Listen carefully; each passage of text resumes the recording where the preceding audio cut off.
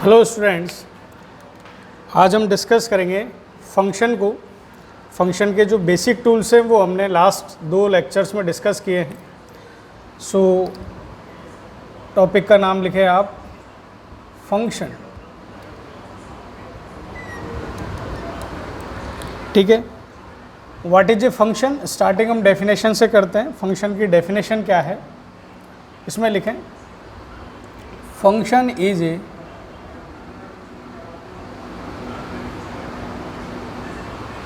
special relation from set A to set B। हमें ये ध्यान रखना है कि set A and set B जो ले रहे हैं वो दोनों कौन से होने चाहिए, non empty set. Function is a kind of special relation from set A to set B. ठीक, और इसमें आगे लिखेंगे every element of set A is associated with unique element of set B. तो फंक्शन की डेफिनेशन में हमने क्या लिखा, function is a special relation from set A to set B and both set A and set B are here non empty set. ठीक है, every element of set A is associated with unique element of set B. यहाँ पे हमने एक तो unique पे focus दिया हुआ है और एवरी एलिमेंट जो आपने यहाँ पे लिखा हुआ है। ठीक, तो स्पेशल रिलेशन के लिए तो हम यहाँ पर एक जो इसका मैथमेटिकली मीनिंग हुआ वो हुआ कि फंक्शन को हम डिफाइन करेंगे जनरली एफ से। Function is the subset of A cross B. A cross B क्या है हमारा, Cartesian product of two sets. ठीक है, आगे हम इसी में लिखते हैं मैथमेटिकली हम इसको डिनोट करेंगे function F such that from set A to set B दोनों नॉन एम्प्टी सेट हैं। फर्स्ट जो एरो के हमने इस साइड लिखा हुआ है इसको हम बोलेंगे डोमेन, यानी इसके अंदर जो भी एलिमेंट्स होंगे set A, all elements is called domain. And जो बी सेट आपने लिखा हुआ है उसे क्या कहेंगे हम, को डोमेन। तो ये आपका हो गया को डोमेन। तो सेट डिफाइन होगा, 2 सेट्स उसके लिए चाहिए, नॉन एम्प्टी सेट चाहिए। फर्स्ट जो सेट होगा जहाँ से हम ए टू बी लिख रहे हैं, तो ए जो होगा उसके ऑल एलिमेंट्स वो किस में काउंट होंगे, सेट ऑफ डोमेन में। एंड बी जो आपने लिखा हुआ है सेट बी उसे हम बोलेंगे को डोमेन। लेट हम एक एग्जांपल लेते हैं कि ये आपका कोई सेट ए है and set B. Generally we know that set is denoted by capital letters, set A and set B. For example set A के अंदर आपने एलिमेंट शो कर रखे हैं 1 2 3 एंड 4। सेट बी में आपने शो कर रखा है small A B C d e. ठीक है, अब आप क्या बता रहे हो, set A to set B function define हो रहा है एफ। एलिमेंट्स 1 का रिलेशन फॉर एग्जांपल बी के साथ, 2 का रिलेशन ए के साथ, सी का रिलेशन सी के 3 का रिलेशन सी के साथ एंड 4 का रिलेशन ई के साथ। अगर हम ऐसा शो करते हैं, ये कोई भी एलिमेंट किसी के साथ भी रख सकता है, फॉर जस्ट एग्जांपल के तौर पर हमने यहाँ पे लिया हुआ है। ठीक, तो आपको यहाँ पे समझना है कि domain, what is a domain. तो डोमेन हम किसे बोलेंगे उसको आपको देखना है। तो set A is the domain. कौन कौन से एलिमेंट्स उसमें आएंगे, तो आप यहाँ पे लिखेंगे 1, 2, 3, 4। ठीक, एंड कोडोमेन क्या हो जाएगा, सेट बी। कौन कौन से एलिमेंट्स आप लिखोगे, small A B C D and E. कौन कौन से, A comma B comma C comma D comma E. ये हो गया आपका domain and this is called codomain. ठीक, अब नेक्स्ट हम इसी में बढ़ते हैं। Function is defined by F. आप इसे ये भी लिख सकते हैं मैथमेटिकली फॉर्म में कि y is equal to f x and all the input values of x वो क्या रहेंगी, डोमेन।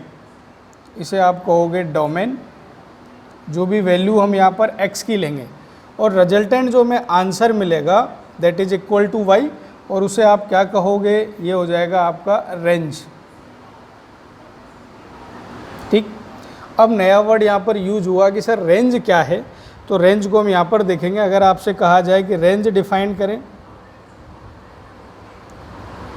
अगर हमसे यहाँ पे रेंज डिफाइन करने के लिए कहा जाए तो रेंज क्या होगा, ऑल दोज एलिमेंट्स, वो एलिमेंट्स का सेट जो सेट ए के एलिमेंट के साथ रिलेशन रख रहे हैं, all comes in the range form.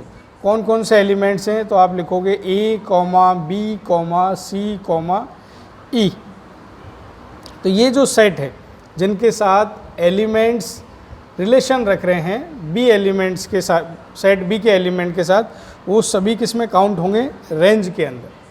ठीक, तो हमें सेट पता लगा, set is a kind of a relation होता है from set A to set B, and A and B दोनों नॉन एम्प्टी सेट होना चाहिए, इसीलिए हमने लिखा function is the subset of Cartesian product A cross B. Definition पे हम दोबारा देखते हैं, every element of set A is associated with unique element of set B. Every element, जब भी हम यहाँ पर नाम ले रहे हैं, इसका मतलब क्या हुआ, मैंने एरो से भी इसे हाईलाइट किया हुआ है। एवरी मीन्स सेट ए का कोई भी एलिमेंट्स एम्प्टी नहीं रहना चाहिए। ऐसा कोई भी एलिमेंट हमें सेट ए में नहीं दिखाई देना चाहिए जो अपना इमेज ना रखे, रिलेशन ना रखे, यानी इमेज ना रखे। ठीक है, एंड क्या होना चाहिए, यूनिक एलिमेंट्स, जो भी हमारा सेट ए का एलिमेंट्स हैं वो यूनिक इमेज रखने चाहिए। अब इधर देखिए, अगर हमारा वन एलिमेंट जो है वो बी के साथ रिलेशन रख रहा है, तो इसे हम बोलेंगे, इधर अगर इमेज रख रहा है कोई भी एलिमेंट तो हम उसे बोलते हैं इमेज। आपसे कहा जाए 1 का इमेज क्या है, बी, 3 का इमेज कितना है, सी, 4 का इमेज कितना हो जाएगा, ई। तो सेट ए का एलिमेंट्स अगर बी में किसी एलिमेंट के साथ रिलेशन रख रहा है तो हम उसे अदर वर्ड यूज लेते हैं इमेज का। लेकिन अगर सेट बी का कोई एलिमेंट सेट ए के एलिमेंट के साथ रिलेशन रखता है तब उसे हम क्या बोलेंगे, तब हम कहेंगे कि ये क्या हो जाएगा आपका pre image, then we called its pre image. ठीक है, तो हमने कई सारे वर्ड्स यहाँ पे यूज किए, इमेज, प्री इमेज। ठीक है, अगर आपसे कहा जाए let find the value of image 2, तो उसे मैथमेटिकली कैसे लिखोगे, हमें इमेज की वैल्यू पता है ए है, लेकिन मैथमेटिकली उसका मीनिंग क्या है, मैं जो बोल रहा हूँ उसको ऐसे भी लिख सकता हूँ, F2 अगर लिखा हुआ है इट मीन्स किसके साथ रिलेशन है, ए के साथ। तो ये ओवरऑल ये टर्म क्या कहलाएगा, इमेज ऑफ एलिमेंट 2। तो ये क्या हो जाएगा, F2 किसको कहेंगे, इमेज ऑफ एलिमेंट 2। अगर आपसे कहा जाए F4 क्या है, एक तरह से इमेज ऑफ एलिमेंट 4, कितना हो जाएगा, इक्वल टू वो हो जाएगा आपका ई। तो यहाँ पर हमने देखा set of domain and codomain and range. ठीक है, तो ए सेट में कौन कौन से एलिमेंट्स, बी सेट हमारा कोडोमेन हुआ और रेंज हमारा किसके साथ हुआ, जो एलिमेंट्स ए के बी के साथ रिलेशन रख रहे हैं। ठीक है, तो बेसिक डेफिनेशन यहाँ तक clear, what is the function and what is the definition of function and the notation क्या रहेगा मैथमेटिकली, एंड मैपिंग मेथड हमने यहाँ पे देखा एलिमेंट किसके साथ कैसा रिलेशन रख रहे हैं। ठीक, यहाँ तक क्लियर। चलिए हम इसमें मूव करते हैं आगे, नेक्स्ट हम इसमें मूव करते हैं। तो अभी हमने जो डेफिनेशन देखा उससे हमें 3 चीज़ें पता लगी mathematically. Function satisfy, function satisfy 3 conditions, function 3 condition satisfy करते हैं। कौन कौन सी कंडीशंस है, फर्स्ट हमने देखा f is the subset of A cross B, Cartesian product. And second condition हमने यहाँ पर क्या देखा, जो हमने देखा था इसमें लिखा हुआ था if small x belongs to set A, ठीक, and y belongs to b। यानी वेयर कहाँ पर, जब हमने देखा था कि y इक्वल टू कितना fx फॉर्म में हम फंक्शन को देखते हैं, तो यहाँ पर x जो होगा वो सेट A से लिया जाएगा एंड y ओवरऑल जो होगा वो उसका सबसेट होगा, बिलोंग्स टू होगा सेट B के लिए। थर्ड आपने देखा था every element of set A is related to unique element of set B। उसे मैथमेटिकली अगर हमें लिखना है तो हम लिख सकते हैं if x, y belongs to, किससे हम बोलें, फंक्शन का ही कोई एक पार्ट है, एंड एक और एलिमेंट लेते हैं हम x, z belongs to function f, where y, z belongs to set B आपको दे रखा है। तो हम यहाँ पर क्या कंडीशन बता सकते हैं, अगर ये ऑर्डर्ड पेयर में हमें इस फॉर्म में दे रखा है, x, y ऑर्डर्ड पेयर में है, x, z भी एक ऑर्डर्ड पेयर में है और दोनों हमें किस में मिल रहे हैं, फंक्शन में। तो ऐसा कब पॉसिबल हो सकता है, उसके लिए मैथमेटिकली कंडीशन हमारे यहाँ पर निकल के आया, अगर ऐसा है देन क्या कंपलसरी होना चाहिए, y इक्वल टू z होना ही होना कंपलसरी है। क्यों? क्योंकि y इक्वल टू z होगा, इट मीन्स क्या होगा, ये मैथमेटिकली हमें किस चीज़ को बता रहा है, हमने जो लिखा था unique element,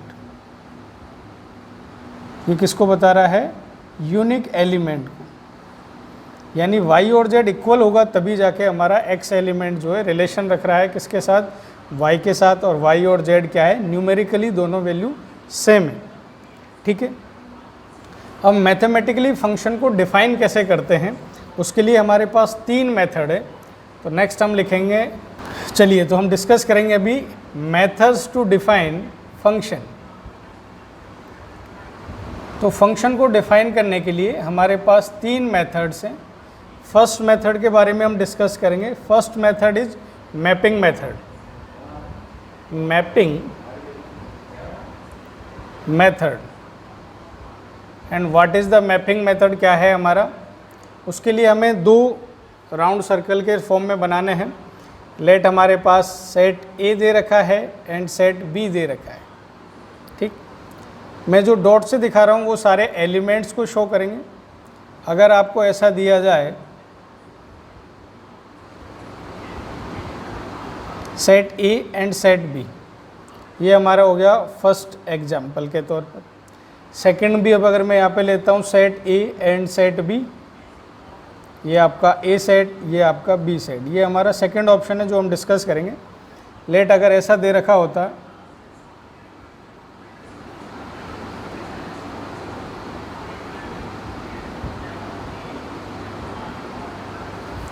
second. Third example अगर हम इसी में आगे बढ़ते हैं और थर्ड एग्जाम्पल लेते हैं,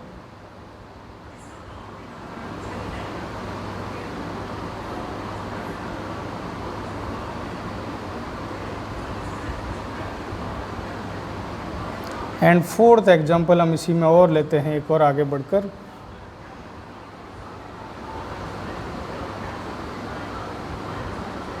set A and set B। ठीक है,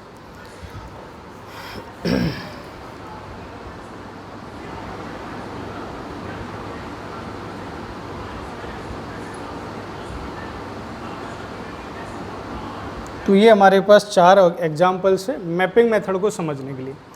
अगर अकॉर्डिंग टू डेफिनेशन हम बात करें तो फर्स्ट जो ऑप्शन हमें दे रखा है, आपको डिसाइड करना है कि वेदर इट इज़ फंक्शन और नॉट। तो हम देखेंगे हमारे पास फॉर एग्जांपल यहाँ पर 4 एलिमेंट्स हमने लिए हैं।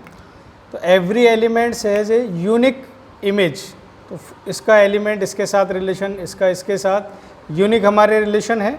तो फर्स्ट वाला ऑप्शन जो रहेगा this is a example of a function. Second की हम बात करते हैं, ये फंक्शन है या नहीं। देखिए हमने क्या बात कहा था, every element of set A is associated with unique element of set B। तो इसे हम फंक्शन बोलेंगे या नहीं बोलेंगे, बिल्कुल बोलेंगे, क्योंकि हमारे पास इसकी एक इमेज यूनिक इमेज आ रही है, इसकी एक इमेज यूनिक इमेज है। यानी ऐसा नहीं है कि ये अपनी 2 इमेजेस यहाँ पे रख रहा है। सेट B में कितने एलिमेंट्स एम्प्टी रहेंगे, खाली रहेंगे, क्या रिलेशन रखेंगे, उसे हमें फंक्शन के तौर पर कंसिडर नहीं करना है। हमारा वेटेज सिर्फ सेट A को लेकर है। तो सेकंड वन भी is the example of function. Third की अगर हम बात करें तो थर्ड जो एग्जाम्पल है वो फंक्शन का एग्जाम्पल नहीं है। What is the reason is that, reason is this कि आपका सेट ए के अंदर एक एलिमेंट ऐसा दिख रहा है जो अपना इमेज सेट बी में नहीं रख रहा। वेदर सेट बी में 1 है, 2 है, 3 है, उससे कोई इफेक्ट नहीं आने वाला। हमें सिर्फ सेट ए को कंसिडर करके चलना है। सेट ए के अंदर कोई भी एलिमेंट्स जो है वो एम्प्टी नहीं रहना चाहिए, विदाउट रिलेशन वाला नहीं रहना चाहिए। अदर वर्ड्स, ऐसा कोई भी एलिमेंट्स ना रहे जो अपना इमेज ना रख पाए। फोर्थ की हम बात करें तो फोर्थ एग्जाम्पल क्या हमारे फंक्शन का एग्जाम्पल है क्या? फोर्थ को अगर हम बड़े गौर से देखें, ये एलिमेंट्स हमें कोई प्रॉब्लम क्रिएट नहीं कर रहा, ये एलिमेंट्स कोई प्रॉब्लम क्रिएट नहीं कर रहा, लेकिन ये जो एलिमेंट्स हम यहाँ पे देख रहे हैं वो अपनी यहाँ पर 2 इमेज रख रहा है, ये अपनी यूनिक इमेज यहाँ पर नहीं रख पा रहा। तो इट मीन्स हम ये क्या कहेंगे कि फोर्थ एग्जाम्पल जो दे रखा है, this is not a example of a function. तो फोर्थ एग्जाम्पल जो है वो फंक्शन का एग्जाम्पल नहीं है। ठीक है, तो मैपिंग मेथड समझ में आ गया। हम इजीली मैप बना के एलिमेंट्स को ए और बी सेट में शो कर बड़े इजी वे में बता सकते हैं कि weather it is a function और नॉट। क्लियर, यहाँ तक कोई प्रॉब्लम नहीं। चलिए हम इसमें और मूव करते हैं।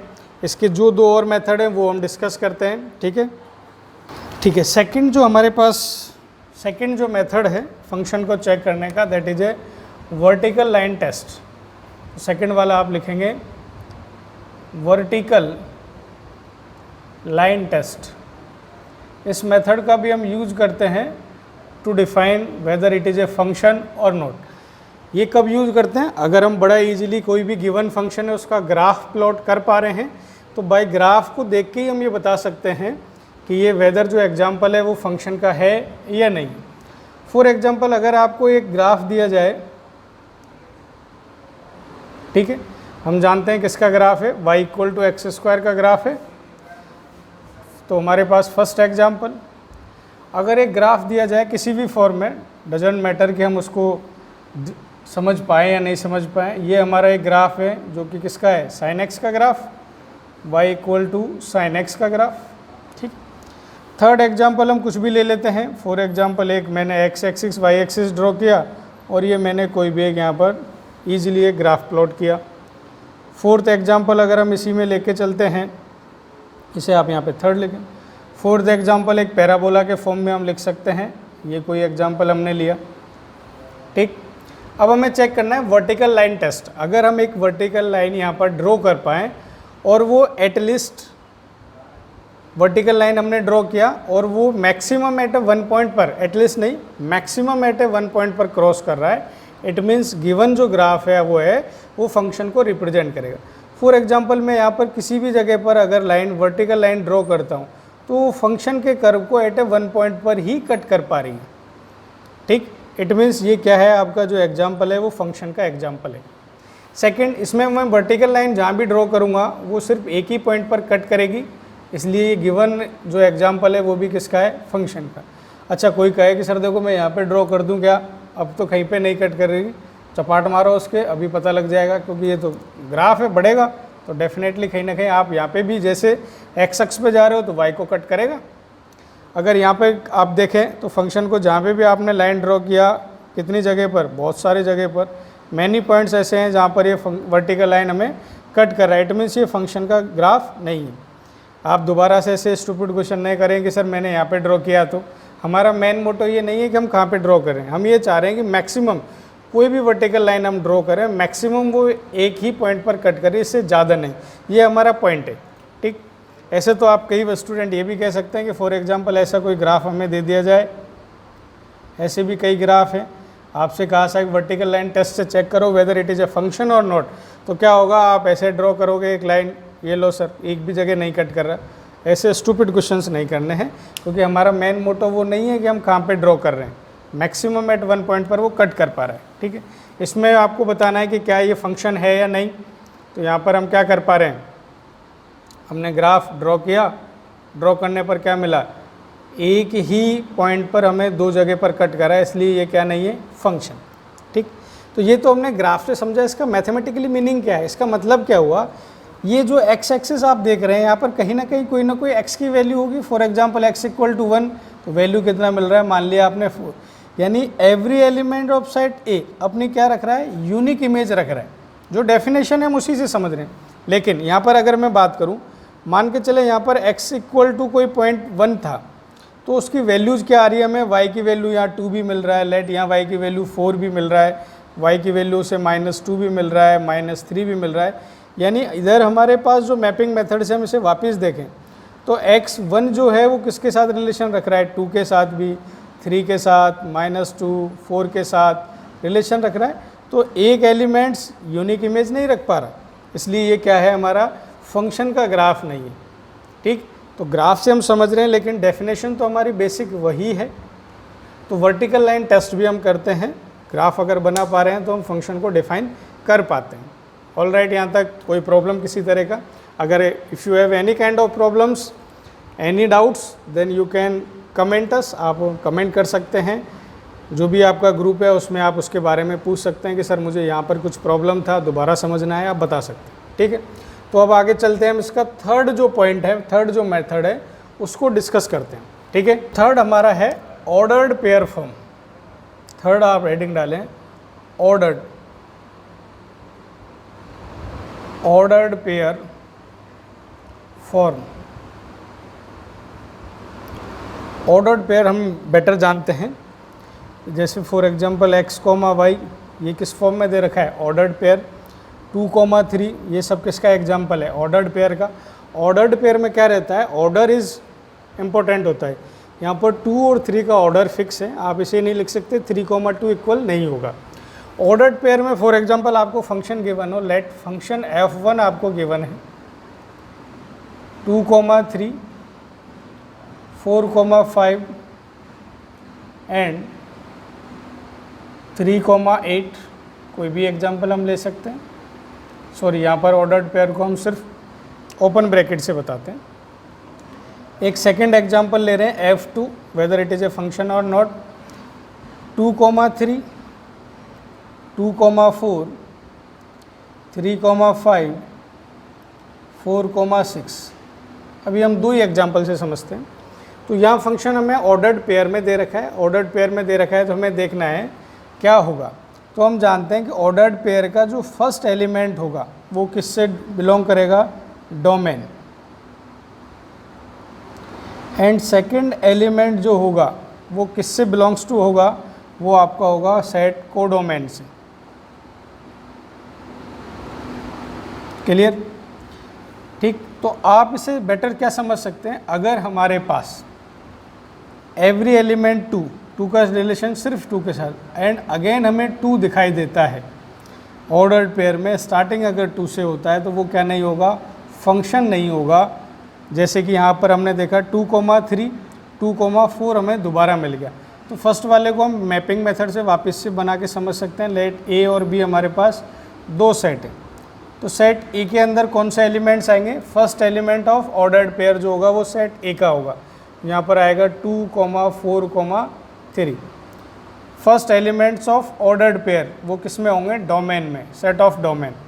सेकंड जो पेयर हो एलिमेंट्स होगा ऑर्डर्ड पेयर का वो किस में आएगा, कोडोमेन में। तो यहाँ पे आप लिखें 3, 5 एंड 8। रिलेशन किसका किसके साथ है, 2 का रिलेशन ईजिली हम फाइंड आउट कर पा रहे हैं 3 के साथ, 4 का 5 के साथ, 3 का 8 के साथ। तो ये एग्जाम्पल किसका है, फंक्शन का।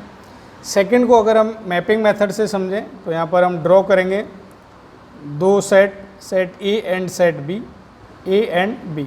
ए के अंदर कौन सा एलिमेंट से 2 रिपीट हो रहा है, इसलिए हम इसे दोबारा लिखने की ज़रूरत नहीं। 2, फिर आ गया आपके पास 3, फिर आपका आ गया 4। तो हमें सेट जो दे रखा है इसमें ऑर्डर्ड पेयर सिर्फ 2, 3, 4 है, एंड सेकंड में हमारे पास है 3, 4 है, 5 है, 6। 2 का रिलेशन हम देख पा रहे हैं 3 के साथ भी है, 4 के साथ भी है। 3 का रिलेशन 5 के साथ है, 4 का रिलेशन 6 के साथ है। तो ये क्या फंक्शन है या नहीं, आप बता सकते हैं क्या, बड़ा इजीली देख के बता सकते हैं कि सर एलिमेंट 2 जो है वो अपनी यूनिक इमेज नहीं रख रहा, 2 एलिमेंट के साथ रिलेशन रख रहा है। इट मीन्स ये क्या है, फंक्शन का एग्जाम्पल नहीं। ठीक है, तो हमने 3 टेस्ट किए। कौन कौन से टेस्ट थे वापस से हम कंसिडर करते हैं। पहला हमारा टेस्ट क्या था, मैपिंग मेथड। सेकंड क्या था, vertical line test. And third हमारा क्या था, ऑर्डर्ड पेयर फॉर्म में अगर हमें फंक्शन दे रखा है तो हम इजीली उसको डिफाइन कर सकते हैं कि weather it is a function और नॉट। ठीक, यहाँ तक आई थिंक मुझे नहीं लगता आप लोगों को कोई प्रॉब्लम है यहाँ तक समझने में। ठीक है, आगे बढ़े हम इसमें, चलिएगा। अच्छा, आप यहाँ पे ये भी लिखें, आई थिंक मुझे पता है कि आप सबको पता है what is the definition of domain, क्योंकि कई स्टूडेंट कंफ्यूज हो सकते हैं जो हमारे साथ नए जुड़े हैं और जो 11th क्लास एम्प्राइज एकेडमी के साथ आई थिंक जिन्होंने नहीं किया है, हो सकता है उन्हें डोमेन और कोडोमेन रेंज वगैरह में कुछ इशू हो। तो आप डेफिनेशन के तौर पे डोमेन को कैसे डिफाइन कर सकते हैं, तो आप इसमें लिखें a set of all elements, set of all element, आप लिखें यहाँ पे set of all real numbers for which function is defined, for which function is defined, वो क्या हो जाएगा आपका domain.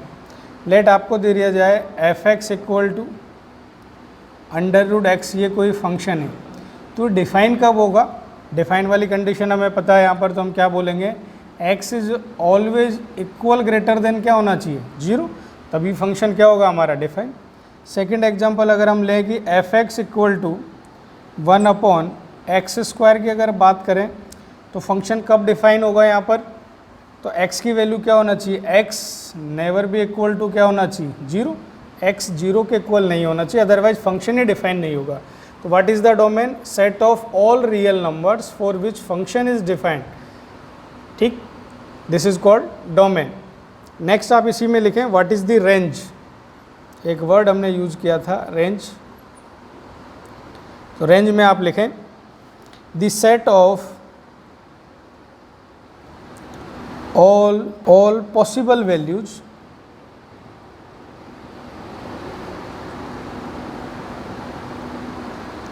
of y, the set of all possible values of y। इसको एक और क्या नाम बोल सकते हैं, डेफिनेशन तो नहीं लेकिन हम समझने के हिसाब से क्या बोल सकते हैं, सेट ऑफ इमेजेस। अरे भाई y क्या है हमारा, सेट ऑफ इमेजेस, y में क्या आती है, सारी की सारी इमेजेस हमारी मिलती है, ठीक है। अगर आपसे कहा जाए for example y equal to sine x, तो साइन x की जो पॉसिबल वैल्यूज़ हमें मिलेंगी वो क्या होगा हमारा रेंज।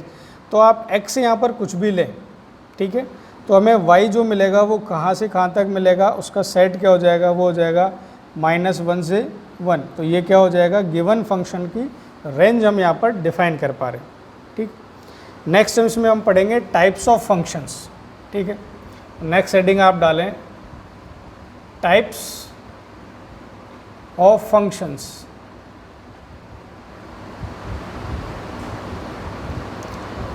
टाइप्स ऑफ फंक्शन, हमारे पास कौन कौन से फंक्शंस के टाइप हैं, तो बेसिकली हम 4 टाइप पे यहाँ पे डिस्कस करते हैं। फर्स्ट आपका फंक्शन है 1-1 फंक्शन, 1 to 1 बोल दो या 1-1 फंक्शन, ठीक। इसका एक और अदर नेम भी है, क्या है आपको याद है क्या, इंजेक्टिव।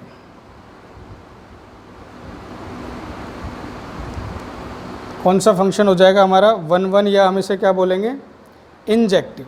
सेकंड हम क्या बोल सकते हैं, मैनी वन फंक्शन, सेकंड हमारा हो गया many one function. And third हमारा हो गया ऑन टू फंक्शन।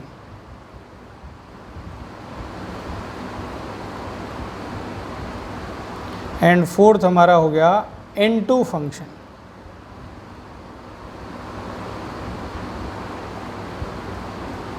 ठीक है, तो यहाँ हमें पता है 1-1 फंक्शन को हम इंजेक्टिव बोलते हैं। इंजेक्टिव मतलब आजकल के जो इंजेक्शन्स हम देख रहे हैं वो वन टाइम ही यूज़ होते हैं फॉर 1 पर्सन के लिए, तो हम इजीली इसको कंफ्यूज ना हो। 1-1 मतलब इंजेक्टिव, इंजेक्शन जो यूज़ हो रहे हैं वो 1 पर्सन के लिए 1 टाइम ही हम यूज करते हैं। तो याद रखना है इंजेक्टिव, यानी माइंड में रहना चाहिए कि हम 1-1 फंक्शन की बात कर रहे हैं, नेवर बी कन्फ्यूज।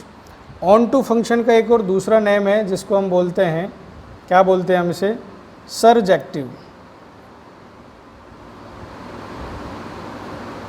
ठीक है, एंड कंबाइंड में हम इन दोनों फंक्शनों को, कौन कौन से फंक्शंस को, इंजेक्टिव एंड सर्जेक्टिव जो फंक्शन हमें दे रखा है, दोनों को अगर कंबाइंड में हम बोलें तो एक नाम हमने यहाँ पे दे रखा है, क्या नाम है उसे हम बोल सकते हैं बाइजेक्टिव फंक्शन। क्या हो जाएगा उसका नाम? Bijective function. ठीक है, हाँ जी। तो इंजेक्टिव, सरजेक्टिव, इसका फंक्शन को हम क्या बोलते हैं? Bijective function. और इसको हम बोल सकते हैं बाई यूनिफॉर्म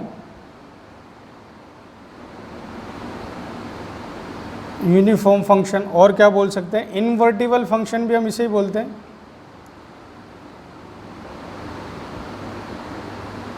ठीक है, अब हमारे पास वन वन फंक्शन है, मैनी वन फंक्शन है, ऑन टू है और इन टू फंक्शन है। हम इसकी डेफिनेशन भी देखेंगे। चलिए, तो वन वन हमने फंक्शन लिखा, डेफिनेशन क्या हो जाएगी? If one element of set A is associated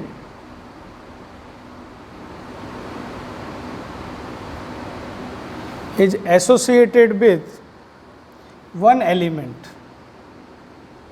किधर का वन एलिमेंट? सेट बी का। तो क्या हुआ? वन वन फंक्शन क्या हो जाएगा? इंजेक्टिव, जिसे हम आई से बोलते हैं। If one element of set A is associated with one element, one के साथ अगर रिलेशन है, then function is called injective और वन वन फंक्शन। सेकेंड, हम मैनी वन की बात करें तो क्या हो जाएगा? इफ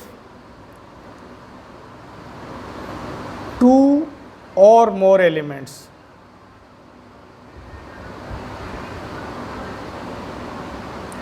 टू और more element of set B, sorry, set A is associated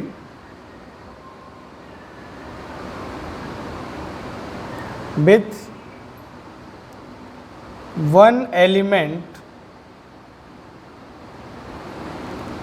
of set B। ठीक, इफ टू और मोर एलिमेंट्स अगर एसोसिएटेड हैं हमारे वन एलिमेंट, तो इसका एग्जांपल हम यहाँ पे लिख सकते हैं।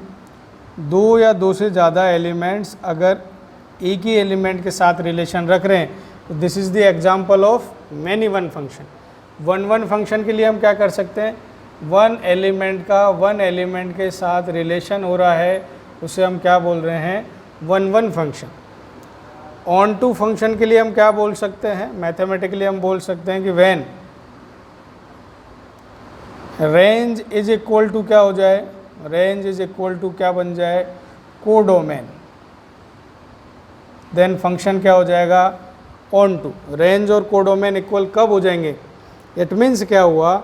इन दोनों फंक्शनों के लिए हम किसको चेक करते हैं? सेट बी को। इन दोनों की डिपेंडेंसी सेट बी पर है। वन वन और मैनी वन को चेक करने के लिए डिपेंडेंसी किस पर हो गई? सेट ए। तो आपको जब कभी भी वन वन और मैनी वन को चेक करना है, तो हमें सिर्फ सेट ए को देखना है कि उसके एलिमेंट किस तरह से रिएक्ट कर रहे हैं। अगर हमें ऑन टू और इन टू को जस्टिफाई करना है, उसका आंसर्स देना है, तो हमारा मेन फोकस होना चाहिए सेट बी के ऊपर। यानी बी वाले एलिमेंट्स में कोई एलिमेंट्स एम्प्टी रह रहा है या नहीं। सारे एलिमेंट्स सेट बी के अगर अपना प्री इमेज रख रहे हैं, देन फंक्शन इज क्या हो जाएगा? ऑन टू या सर्जेक्टिव। ठीक, बट अगर सेट बी का कोई एलिमेंट्स ऐसा भी हमें मिल जाए, एटलीस्ट वन भी हमें ऐसा मिल गया जो अपना प्री इमेज नहीं रख रहा सेट ए के अंदर, देन फंक्शन इज किसके अंदर काउंट होगा? इनटू फंक्शन के अंदर। तो इसकी डेफिनेशन में हम क्या लिखेंगे?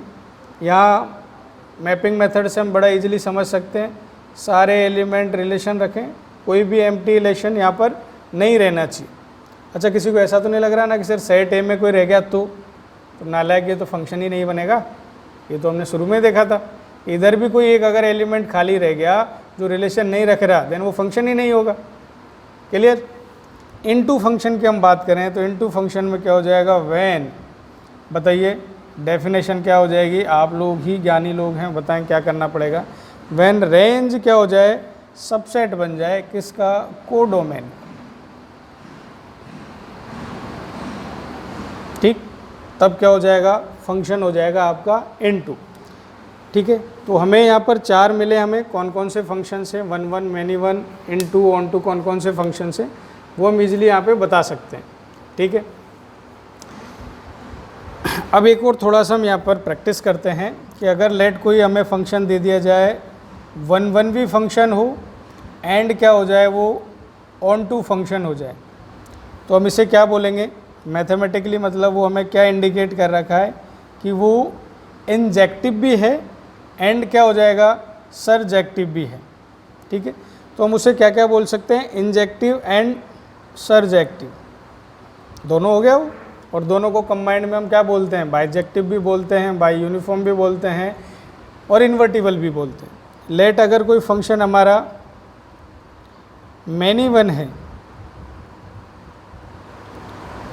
और ऑन टू है, तो इट मीन्स क्या हो गया, मैनी वन होते ही हम उसे बोलेंगे आई बार लगा देंगे, इंटरसेक्शन क्या हो जाएगा एस, क्योंकि एस किसको बताएगा, सरजेक्टिव को। अगर हमारा कोई हुआ 1 एंड इनटू हुआ, देन हम उसे क्या बोल सकते हैं, 1 होने पर वो इंजेक्टिव होगा, intersection S bar, and last one हमारा क्या हो जाए, मैनी वन एंड क्या हो जाए आपका इनटू।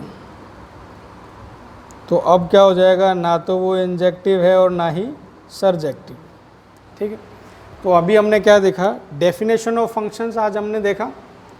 ठीक है, फंक्शन को डिनोट कैसे करते हैं, what is the domain, what is the codomain, what is the range. ठीक है, इमेज क्या होगा, प्री इमेज क्या रहता है, ये हमें फंक्शन का डिफाइन हो गया।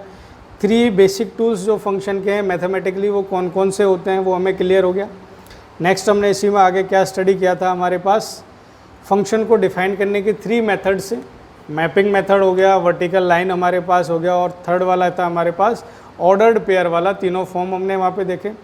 उसके बाद टाइप ऑफ फंक्शंस में डोमेन, कोडोमेन, रेंज की डेफिनेशन। टाइप ऑफ फंक्शन में हमारे पास 1 many one, onto, into and other name इनका इंजेक्टिव, सरजेक्टिव। इंजेक्टिव को बेटर याद रखने के लिए आजकल के जो इंजेक्शंस आ रहे हैं वो 1% के लिए 1 यूज़ कर रहे हैं, तो 1 हो जाएगा वो। ठीक है, तो 4 हमारे पास फंक्शंस के टाइप्स हैं। नेक्स्ट लेक्चर में हम इनको बेटर अंडरस्टैंड करेंगे वर्किंग रूल के साथ, कि हम कैसे डिफाइन करें कि वेदर फंक्शन इज़ 1 है, मैनी वन है, ऑन टू है, इन टू है। तो कुछ बेसिक टूल्स के साथ हम इसे नेक्स्ट लेक्चर में हम डिस्कस करेंगे। तब तक आपके पास जो नोट्स वगैरह हैं उसे आप स्टडी करते रहें, बेसिक चीज़ों को देखते रहें, और होमवर्क के तौर पर आप डोमेन और रेंज निकालने की कोशिश करें, जो हमने 11th क्लास में देखा था, how to find out the domain and how to find out the range, कैसे हम फाइंड आउट करते हैं, वर्किंग रूल उसका क्या होता है, वो आप लोग घर पे प्रैक्टिस कर सकते हैं। ठीक है, अगर आपको डोमेन और रेंज फाइंड आउट करने में कुछ प्रॉब्लम्स आ रही हैं, डिफ़िकल्टीज़ यू फील, देन आप फील फ्री, आप मुझे बता सकते हैं। हम उसका पार्ट भी, how to find out the domain and codomain के लिए क्या हमारा वर्किंग रूल्स होने चाहिए, वो भी हम एक शॉर्ट वे में हम उसको नेक्स्ट लेक्चर में या उससे आने वाले लेक्चर में डिस्कस करेंगे, ताकि आपका अगर कोई कन्फ्यूजन वाला पार्ट 11th में थोड़ा लूज रह गया है तो आप वहाँ पर उसको चेक कर सकते हैं। बट बिफोर फिनिश आज का जो लेक्चर है, मैं ये कहना चाहूँगा कि आप लोग सभी मैक्सिमम से मैक्सिमम क्वेश्चंस की प्रैक्टिस करें, क्योंकि आप सभी जेई की तैयारी कर रहे हैं, and without practising the questions nothing can happen. कुछ भी नहीं हो सकता, सिर्फ थ्योरेटिकल बेस पर आप जेई को क्रैक नहीं कर सकते। इसलिए हमें क्वेश्चंस प्रैक्टिस करना है। जो भी हम क्वेश्चंस दे रहे हैं, लास्ट लेक्चर में हमने मोर देन 300 क्वेश्चंस के समथिंग आप लोगों को दिए हैं प्रैक्टिस के लिए, एंड होपफुली आप लोगों ने किए भी हैं। अगर हम एटलीस्ट इतने क्वेश्चंस कर रहे हैं पर चैप्टर, तो हमारे पास बेसिक्स बिल्डअप हो जाएगा, हमारे जो डाउट्स और कन्फ्यूजन जो रहता है वो एटलीस्ट वहाँ से दूर हो जाएगा।